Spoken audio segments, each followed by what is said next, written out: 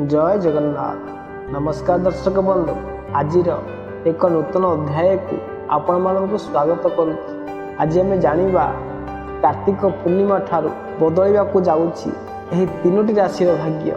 वर्षे पर्यंत धन लाभर जोग रही। ज्योतिष और पंडितों मतरे ज्योतिष शास्त्र अनुसार 2025 वर्ष अनेक गुरुत्वपूर्ण परिवर्तन आनिबार संभावना रही। आगामी वर्ष ग्रह मानकर चलन जोगु अनेक स्वतंत्र जोग एवं राजयोग गठन हेब, जहा देश विश्व पाणीपाग प्रकृति एवं समस्त राशि चिन्हर लोकों जीवन उपर व्यापक एवं गभीर प्रभाव पकाइब। यही प्रभाव हेतु ज्योतिष एवं पंडित माने आसंता वर्षर संभावना आकलन करने आरंभ कर। प्रथम राशि विषय कथा हेबा। राशिटी हेउची तुला राशि। तुला राशि स्वामी ग्रह होउछन्ति शुक्र ग्रह। यही कारण तुला राशि व्यक्ति विशेष शांत एवं संतुलित स्वभाव होता। शुक्रंकर मालव्य राजयोग बल आपण अधिक आकर्षित हेबे। यह सहित आत्मविश्वासी नजर आसबे। क्यारियर रे सफलता लाभ करिवे। पदोन्नति सांगकु दरमा वृद्धि योग रही। नुआ कौशल बल व्यवसाय वृद्धि सांगकु मोटा अंकर लाभ मध्य रोजगार करिवे।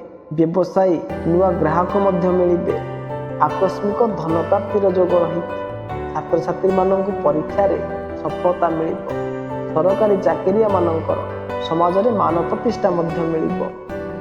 पारिवारिक जीवन सुखमय हेबो। प्रेम संपर्क मजबूत हेबाकु जाउ।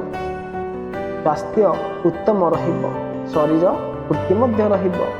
आपणकर पितामाता आपनको आशीर्वाद दे आपणकर मनोबल वृद्धि करने को कार्य करिवे। यह सहित पारिवारिक जीवन सुरुखुर चलिबो।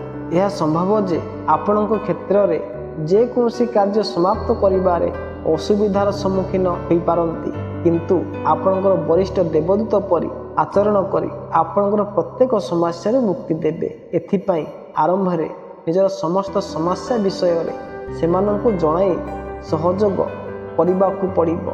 आपणक पई प्रतिकारटी हेउची आपण मंगलवार दिन केतु ग्रहंक पई यज्ञ करन शुभ फल प्राप्ति हेबो।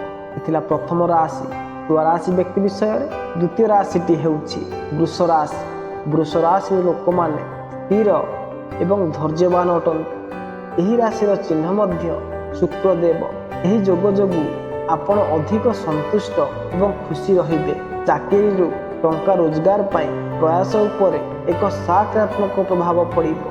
पारदर्शिता हासिल करने को तुमे नुआ सुजोग पाइबो। एक नूतन चाकरी पाई परिबे। आयर नूतन उत्स खोलिबो।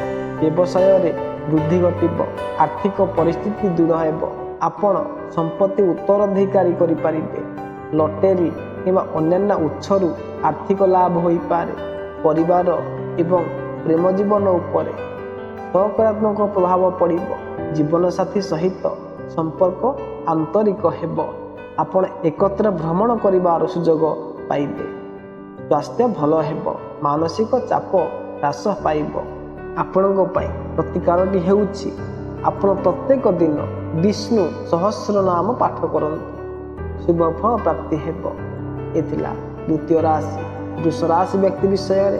तृतीय राशि विषय जानिबा से हेउची मीन राशि। मीन राशि शुक्र मालव्य राजयोगर शुभ प्रभाव हेतु मीन राशि लोकों मध्य सृजनशीलता वृद्धि पाइब।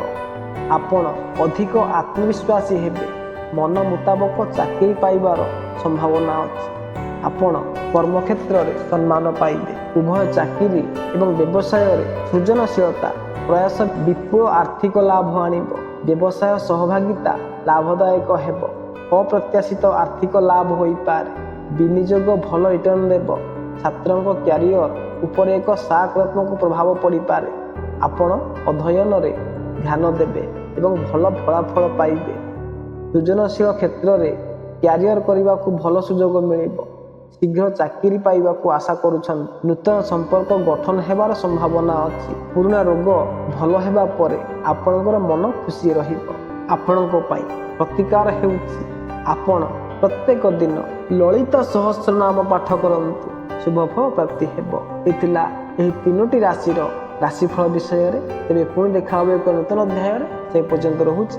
ନମସ୍କାର, ଜୟ ଜଗନ୍ନାଥ।